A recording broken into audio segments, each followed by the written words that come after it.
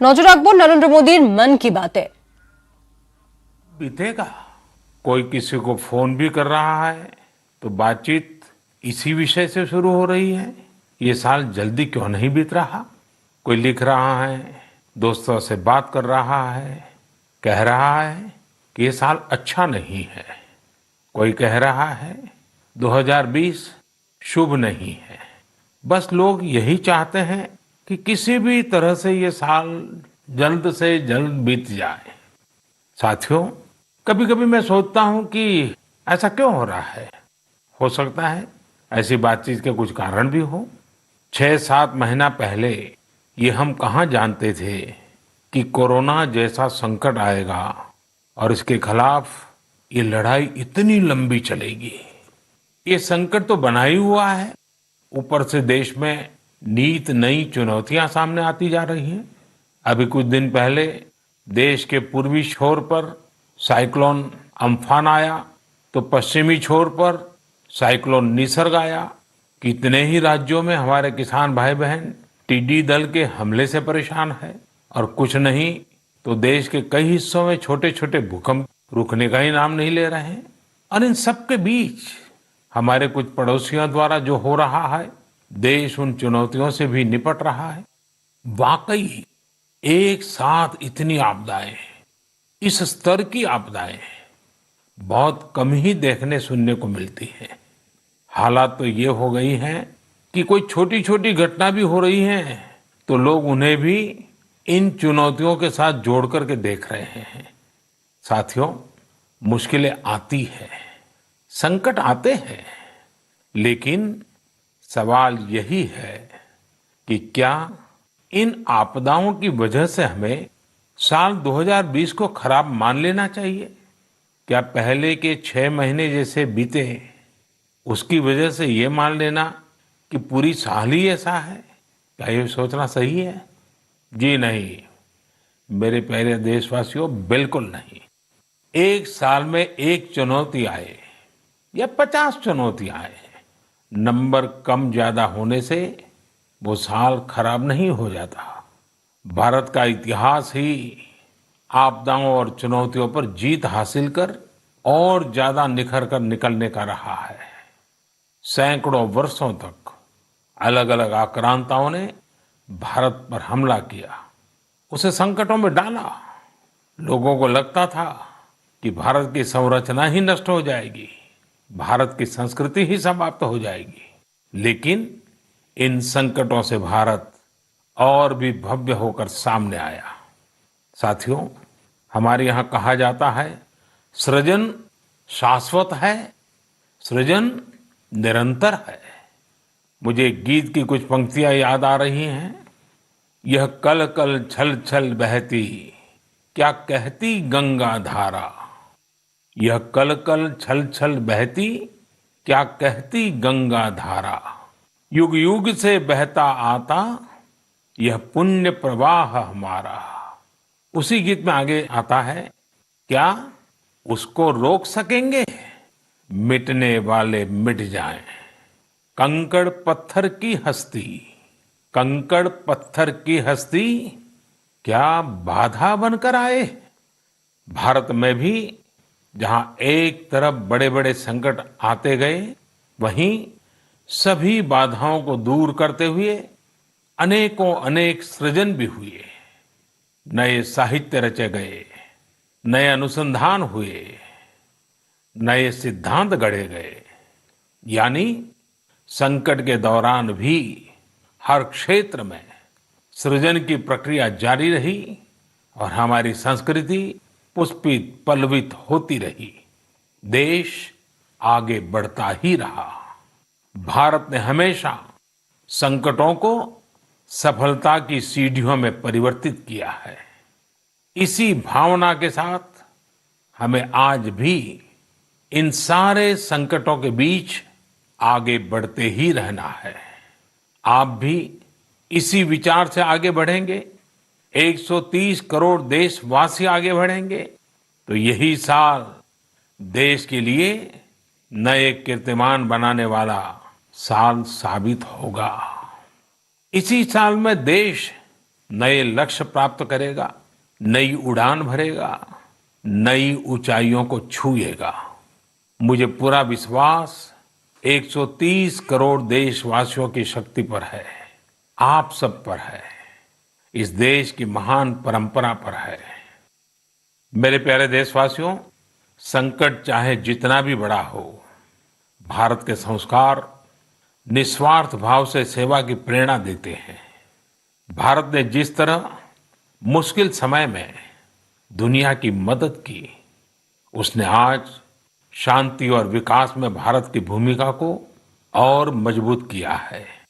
दुनिया ने इस दौरान भारत की विश्व बंधुत्व की भावना को भी महसूस किया है और इसके साथ ही दुनिया ने अपनी संप्रभुता और सीमाओं की रक्षा करने के लिए भारत की ताकत और भारत के कमिटमेंट को भी देखा है।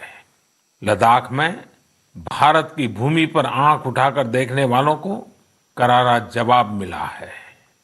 भारत मित्रता निभाना जानता है तो आंख में आंख डालकर देखना और उचित जवाब देना भी जानता है। हमारे वीर सैनिकों ने दिखा दिया है कि वो कभी भी मां भारती के गौरव पर आंच नहीं आने देंगे। साथियों, लद्दाख में हमारे जो वीर जवान शहीद हुए हैं, उनके शौर्य को पूरा देश नमन कर रहा है, श्रद्धांजलि दे रहा है। पूरा देश उनका कृतज्ञ है, उनके सामने नतमस्तक है। इन साथियों के परिवारों की तरह ही हर भारतीय इन्हें खोने का दर्द भी अनुभव कर रहा है।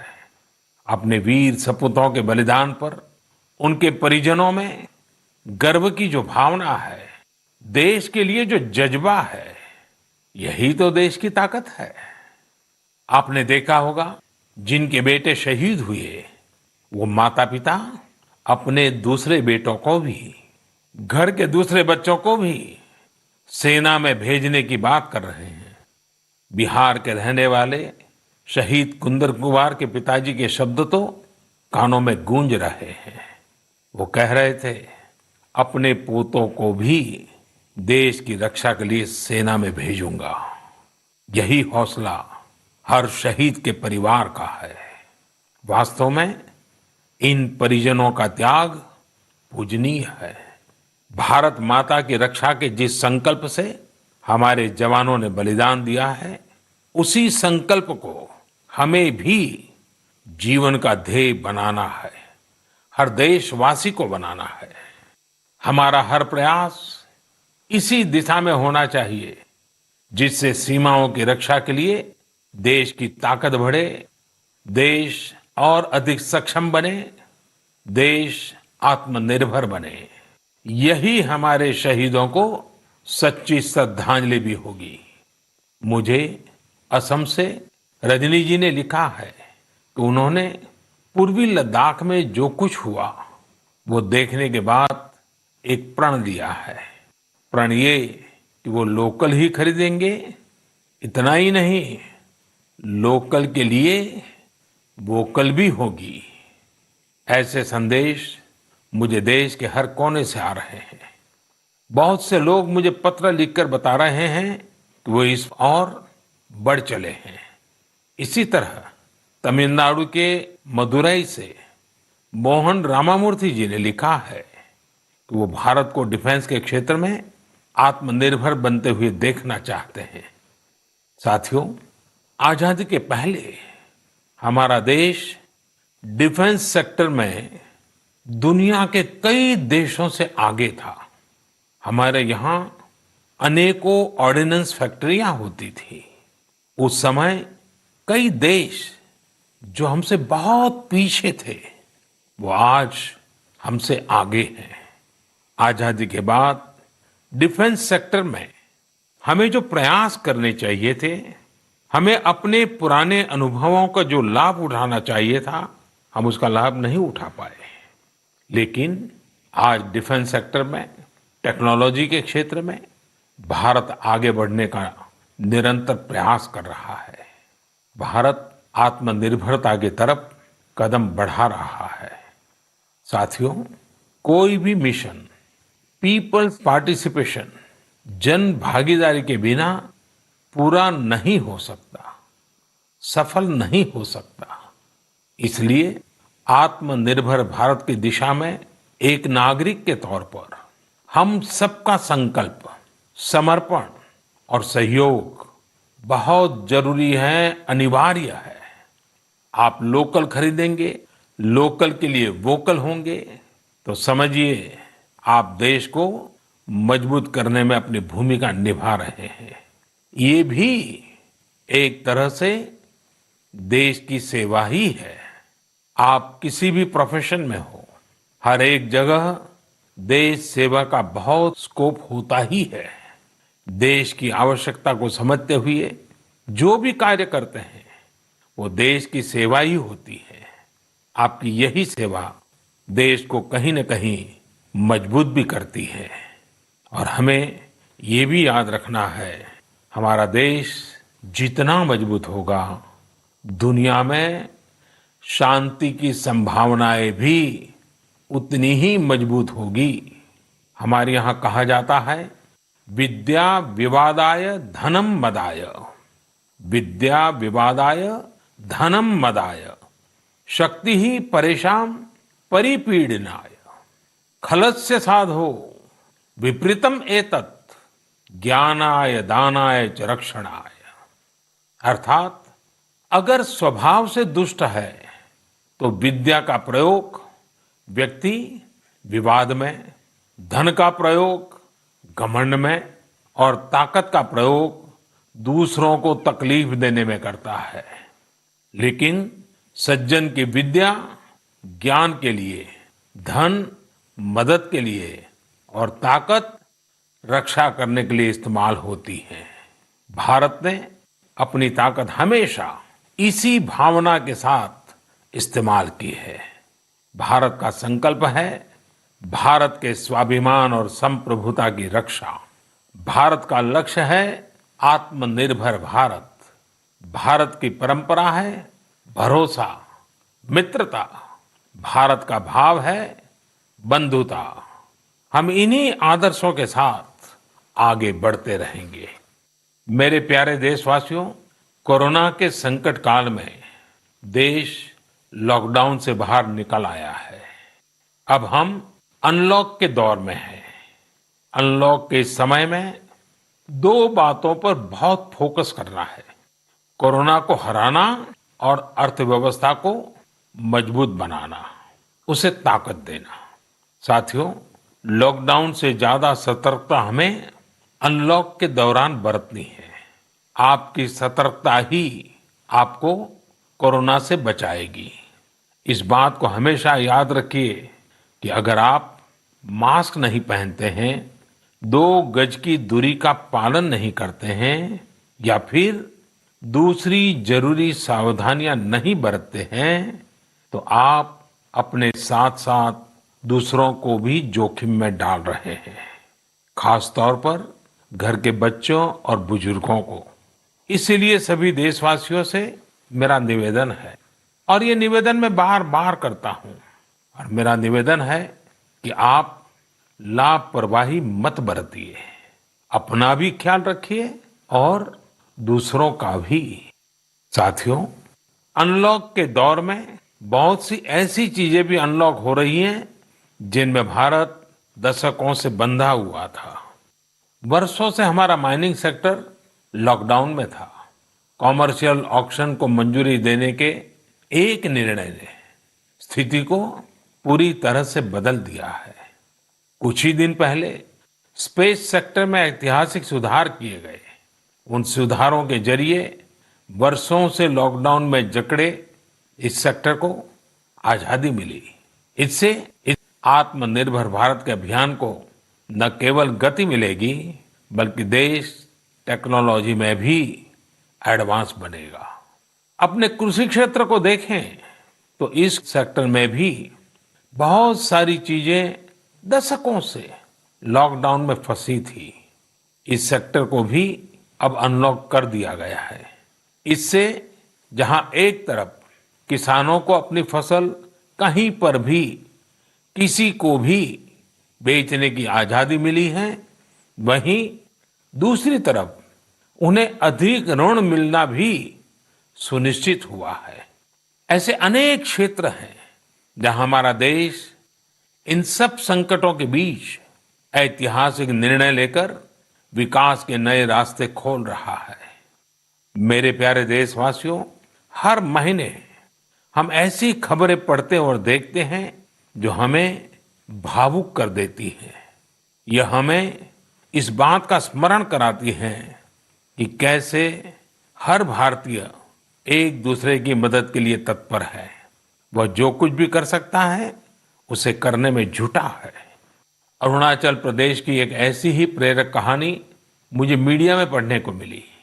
यहाँ सियांग जिले के मिरेम गांव ने वो अनोखा कार्य कर दिखाया जो समूचे भारत के लिए एक मिसाल बन गया है। इस गांव के कई लोग बाहर रहकर नौकरी करते हैं। गांव वालों ने देखा कि कोरोना महामारी के समय ये सभी अपने गांव की ओर लौट रहे हैं। ऐसे में गांव वालों ने पहले से ही गांव के बाहर क्वारंटीन का इंतजाम करने का फैसला किया। उन्होंने आपस में मिलकर गांव से कुछ ही दूरी पर 14 अस्थायी झोपड़ियां बना दी और ये तय किया कि जब गांव वाले लौटकर आएंगे तो उन्हें इन्हीं झोपड़ियों में कुछ दिन क्वारंटीन में रखा जाएगा। उन झोपड़ियों में शौचालय, बिजली, पानी समेत दैनिक जरूरत की हर तरह की सुविधा उपलब्ध कराई गई। जाहिर है मिरेम गांव के लोगों के इस सामूहिक प्रयास और जागरूकता ने सबका ध्यान अपनी ओर आकर्षित कर लिया। साथियों, हमारे यहाँ कहा जाता है, स्वभावम न जहाति एव साधुः आपद्गतो भी सन कर्पूरः पावक स्पृष्टः सौरभम लभते तराम। अर्थात जैसे कपूर आग में तपने पर भी अपनी सुगंध नहीं छोड़ता, वैसे ही अच्छे लोग आपदा में भी अपने गुण, अपना स्वभाव नहीं छोड़ते। आज हमारे देश की जो श्रम शक्ति है, जो श्रमिक साथी हैं, वो भी इसका जीता जागता उदाहरण है। आप देखिए, इन दिनों हमारे प्रवासी श्रमिकों की ऐसी कितनी ही कहानियां आ रही हैं जो पूरे देश को प्रेरणा दे रही है। यूपी के बाराबंकी में गांव लौटकर आए मजदूरों ने कल्याणी नदी का प्राकृतिक स्वरूप लौटाने के लिए काम शुरू कर दिया। नदी का उद्धार होता देख आसपास के किसान, आसपास के लोग भी उत्साहित हैं। गांव में आने के बाद क्वारंटीन सेंटर में रहते हुए, आइसोलेशन सेंटर में रहते हुए हमारे श्रमिक साथियों ने जिस तरह अपने कौशल्य का इस्तेमाल करते हुए अपने आसपास की स्थितियों को बदला है, वो अद्भुत है। लेकिन साथियों, ऐसे कितने ही किस्से, कहानियां देश के लाखों गांवों के हैं जो हम तक नहीं पहुंच पाए हैं। जैसा हमारे देश का स्वभाव है, मुझे विश्वास है साथियों कि आपके गांव में भी, आपके आसपास भी ऐसी अनेक घटनाएं घटी होगी। अगर आपके ध्यान में ऐसी बात आई है तो आप ऐसी प्रेरक घटना को मुझे जरूर लिखिए। संकट के इस समय में ये सकारात्मक घटनाएं, ये कहानियां औरों को भी प्रेरणा देगी। मेरे प्यारे देशवासियों, कोरोना वायरस ने निश्चित रूप से हमारे जीवन जीने के तरीकों में बदलाव ला दिया है। मैं लंदन से प्रकाशित फाइनेंशियल टाइम्स में एक बहुत ही दिलचस्प लेख पढ़ रहा था। इसमें लिखा था कि कोरोना काल के दौरान अदरक, हल्दी समेत दूसरे मसालों की मांग एशिया के अलावा अमेरिका तक में भी बढ़ गई है। पूरी दुनिया का ध्यान इस समय अपनी इम्यूनिटी बढ़ाने पर है और इम्यूनिटी बढ़ाने वाली इन चीजों का संबंध हमारे देश से है। हमें इनकी खासियत विश्व के लोगों को ऐसी सहज और सरल भाषा में बतानी चाहिए जिसे वे आसानी से समझ सकें और हम एक हेल्दियर प्लेनेट बनाने में अपना योगदान दे सकें। मेरे प्यारे देशवासियों, कोरोना जैसा संकट नहीं आया होता तो शायद जीवन क्या है, जीवन क्यों है, जीवन कैसा है, हमें शायद ये याद ही नहीं आता। कई लोग इसी वजह से मानसिक तनाव में जीते रहे हैं। तो दूसरी ओर लोगों ने मुझे ये भी शेयर किया है कि कैसे लॉकडाउन के दौरान खुशियों के छोटे छोटे पहलू भी उन्होंने जीवन में रीडिस्कवर किए हैं। कई लोगों ने मुझे पारंपरिक इंडोर गेम्स खेलने और पूरे परिवार के साथ उसका आनंद लेने के अनुभव भेजे हैं। साथियों, हमारे देश में पारंपरिक खेलों की बहुत समृद्ध विरासत रही है। जैसे आपने एक खेल का नाम सुना होगा, पचीसी। यह खेल तमिलनाडु में पल्लानुंगली, कर्नाटक में अली गुली मणे और आंध्र प्रदेश में वामन गुंटलू के नाम से खेला जाता है। ये एक प्रकार का स्ट्रेटेजी गेम है जिसमें एक बोर्ड का उपयोग किया जाता है। इसमें कई खांचे होते हैं जिनमें मौजूद गोली या बीज को खिलाड़ियों को पकड़ना होता है। कहा जाता है कि यह गेम दक्षिण भारत से दक्षिण पूर्व एशिया और फिर दुनिया में फैला है। साथियों, आज हर बच्चा सांप सीढ़ी के खेल के बारे में जानता है, लेकिन क्या आपको पता है कि यह भी एक भारतीय पारंपरिक गेम का ही रूप है जिसे मोक्ष पाटम या परम पदम कहा जाता है। हमारे यहाँ का एक और पारंपरिक गेम रहा है गुट्टा। बड़े भी गुट्टे खेलते हैं और बच्चे भी। बस एक ही साइज के 5 छोटे पत्थर उठाएं और आप गुट्टे खेलने के लिए तैयार। एक पत्थर हवा में उछालिए और जब तक वो पत्थर हवा में हो आपको जमीन पर रखे बाकी पत्थर उठाने होते हैं। आमतौर पर हमारे यहाँ इंडोर खेलों में कोई बड़े साधनों की जरूरत नहीं होती है। हमारे कई देशवासी तो इसमें बहुत बड़ा काम कर रहे हैं। कर्नाटक के मंडावली में एक 80-85 साल के बुजुर्ग हैं कामेगौड़ा जी। कामेगौड़ा जी एक साधारण किसान है, लेकिन उनका व्यक्तित्व बहुत असाधारण है। उन्होंने एक ऐसा काम किया है कि कोई भी आश्चर्य में पड़ जाएगा।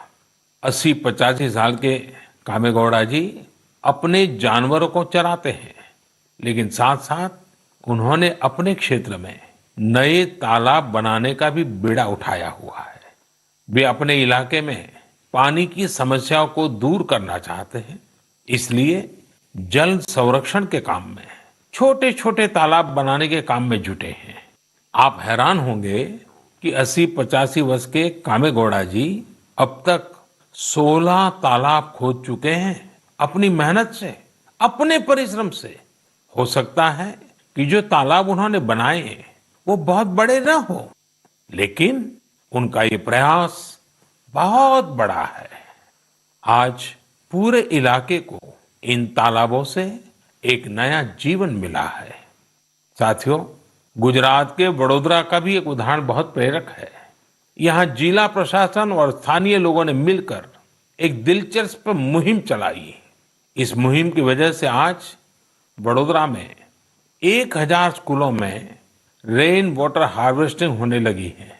एक अनुमान है कि इस वजह से हर साल औसतन करीब 10 करोड़ लीटर पानी बेकार बह जाने से बचाया जा रहा है। साथियों, इस बरसात में प्रकृति की रक्षा के लिए, पर्यावरण की रक्षा के लिए हमें भी कुछ इसी तरह सोचने की, कुछ करने की पहल करनी चाहिए। जैसे कई स्थानों पर गणेश चतुर्थी को लेकर तैयारियां शुरू होने जा रही होगी। क्या इस बार हम प्रयास कर सकते हैं कि इको फ्रेंडली गणेश जी की प्रतिमाएं बनाएंगे और उन्हीं का पूजन करेंगे? क्या हम ऐसी प्रतिमाओं के पूजन से बच सकते हैं जो नदी तालाबों में विसर्जित किए जाने के बाद जल के लिए, जल में रहने वाले जीव जंतुओं के लिए संकट बन जाती है? मुझे विश्वास है आप ऐसा जरूर करेंगे। और इन सब बातों के बीच हमें ये भी ध्यान रखना है कि मॉनसून के सीजन में कई बीमारियां भी आती हैं। कोरोना काल में हमें इनसे भी बचकर रहना है। आयुर्वेदिक औषधियाँ, काढ़ा, गर्म पानी, इन सब का इस्तेमाल करते रहिए, स्वस्थ रहिए। मेरे प्यारे देशवासियों, आज 28 जून को भारत अपने एक भूतपूर्व प्रधानमंत्री को श्रद्धांजलि दे रहा है, जिन्होंने एक नाजुक दौर में देश का नेतृत्व किया। हमारे ये पूर्व प्रधानमंत्री श्री पीवी नरसिम्हा राव जी की आज जन्म शताब्दी वर्ष की शुरुआत का दिन है। जब हम पीवी नरसिम्हा राव जी के बारे में बात करते हैं तो स्वाभाविक रूप से राजनेता के रूप में उनकी छवि हमारे सामने उभरती है, लेकिन ये भी सच्चाई है कि वो अनेक भाषाओं को जानते थे, भारतीय एवं विदेशी भाषाएं बोल लेते थे। वे एक और भारतीय मूल्यों में रचे बसे थे, तो दूसरी ओर उन्हें पाश्चात्य साहित्य और विज्ञान का भी ज्ञान था। वे भारत के सबसे अनुभवी नेताओं में से एक थे, लेकिन उनके जीवन का एक और पहलू भी है और वो उल्लेखनीय है, हमें जानना भी चाहिए। साथियों, नरसिम्हा राव जी अपनी किशोरावस्था में ही स्वतंत्रता आंदोलन में शामिल हो गए थे। जब हैदराबाद के निजाम ने वंदे मातरम गाने की अनुमति देने से इनकार कर दिया था, तब उनके खिलाफ आंदोलन में उन्होंने भी सक्रिय रूप से हिस्सा लिया था। उस समय उनकी उम्र सिर्फ 17 साल थी। छोटी उम्र से ही श्रीमान नरसिम्हा राव अन्याय के खिलाफ आवाज उठाने में आगे थे। अपनी आवाज बुलंद करने में कोई कोर कसर बाकी नहीं छोड़ते थे। नरसिम्हा राव जी इतिहास को भी बहुत अच्छी तरह समझते थे। बहुत ही साधारण पृष्ठभूमि से उठकर उनका आगे बढ़ना, शिक्षा पर उनका जोर, सीखने की उनकी प्रवृत्ति और इन सब के साथ उनकी नेतृत्व क्षमता, सब कुछ स्मरणीय है। मेरा आग्रह है कि नरसिम्हा राव जी के जन्म शताब्दी वर्ष में हम सभी लोग उनके जीवन और विचारों के बारे में ज्यादा से ज्यादा जानने का प्रयास करें। मैं एक बार फिर उन्हें अपनी श्रद्धांजलि अर्पित करता हूं। मेरे प्यारे देशवासियों, इस बार मन की बात में कई विषयों पर बात हुई। अगली बार जब हम मिलेंगे तो कुछ और नए विषयों पर बात होगी। आप अपने संदेश, अपने इनोवेटिव आइडियाज मुझे जरूर भेजते रहिए। हम सब मिलकर आगे बढ़ेंगे और आने वाले दिन और भी सकारात्मक होंगे। जैसा कि मैंने आज शुरू में कहा, हम इसी साल यानी 2020 में ही बेहतर करेंगे, आगे बढ़ेंगे और देश भी नई ऊंचाइयों को छुएगा। मुझे भरोसा है कि 2020 भारत को इस दशक में एक नई दिशा देने वाला वर्ष साबित होगा। इसी भरोसे को लेकर आप भी आगे बढ़िए, स्वस्थ रहिए, सकारात्मक रहिए। इन्हीं शुभकामनाओं के साथ आप सभी का बहुत बहुत धन्यवाद। नमस्कार।